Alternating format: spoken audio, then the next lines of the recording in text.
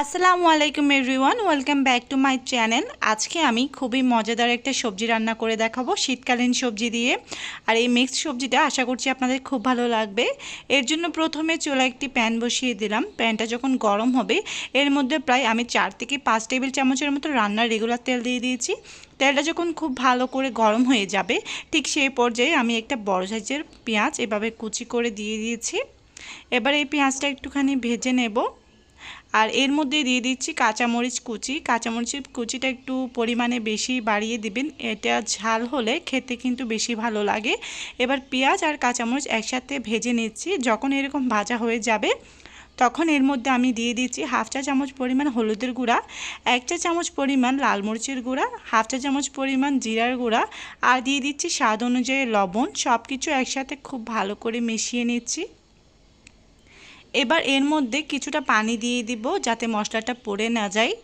এই মশলাটা আমি এখন খুব ভালো করে কষিয়ে নিব, প্রায় মিনিট খানেকের মতো, 3-4 মিনিটের মতো। যখন এটা কষানো হয়ে যাবে ঠিক সেই পর্যায়ে আমি এখানে সিম, আলু, বরবটি এবং সেই সাথে মূলা, এই 4টা সবজি মিক্স করে আমি আজকে রান্না করছি, এইগুলো দিয়ে দিচ্ছি। আর মশলার সাথে এই সবজিগুলো খুব ভালো করে মিশিয়ে নিচ্ছি। শীতকালীন সবজি তো খেতেও বেশ ভালো লাগে আর সব কিছুর দামও সস্তা পাওয়া যায়। তো অবশ্যই এটা চেষ্টা করবেন বানাতে শীতকালে। তো ঢাকনা দিয়ে ঢেকে আমি 5 মিনিটের মতো এটা হাই হিটে রান্না করে নিয়েছি আর এটা কিছুটা মজে গিয়েছে। আর এই পর্যায়ে আমি এই রান্নাটা খুব ভালো করে কষিয়ে নিয়েছি।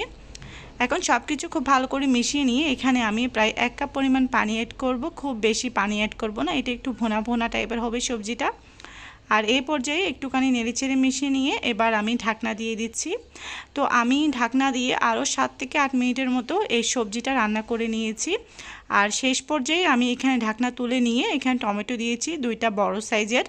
আবারও ঢাকনা দিয়ে প্রায় 3 থেকে 4 মিনিটের মতো রান্না করে নিয়েছি। ঢাকনাটা তুলে নিচ্ছি। টমেটোটাও গলে গিয়েছে আর আমার রান্নাটা কিন্তু অলমোস্ট ডান। সবশেষে আমি এখানে ধনেপাতা কুচি দিয়ে দিব আর এতে খুব সুন্দর একটা ফ্লেভার আসবে। আর শীতকালীন সবজিতে যদি ধনেপাতা না হয় তাহলে তো আসলে রান্নার মজাটাই শেষ হয়ে যায়।